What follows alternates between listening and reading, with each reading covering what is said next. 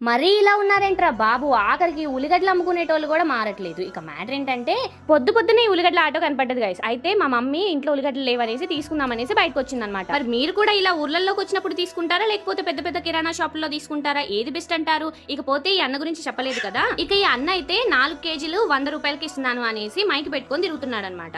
మరి మీ దగ్గర ఎట్లా అమ్ముతున్నారు? 100కి 5 కేజీలు ఇస్తున్నారా, 100కి 4 కేజీలు ఇస్తున్నారా? బయట అయితే 5 కేజీలు అంటున్నారు, ఈ అన్న అయితే 4 కేజీలు అన్నాడు అనమాట. సో నాకు 4 కేజీలు అవసరం లేదులే కానీ 2 కేజీలు ఇవని మా మమ్మీ అన్నది. సో 50 రూపాయలకి మంచిగా 2 కేజీలు వేసాక మళ్ళీ ఇంకొన్ని ఎక్స్ట్రా వేసేసి అన్ని కలిపి ఎక్కువ ఇచ్చాడు అనమాట ఉల్లిగడ్డలు. ఇక మ్యాటర్ ఏంటంటే చెప్పాను కదా, మరి ఇల్లు కూడా మారట్లేదు అని అంటే, ఇంత మంచోళ్ళు అయితే ఎట్రా బాబు, ఈ సొసైటీలో ఇంత మంచోళ్ళని అసలు బతకనిస్తారా, ఉండనిస్తారా మీరు చెప్పండి. సో అందుకనే నేను అలా అన్నాను అనమాట.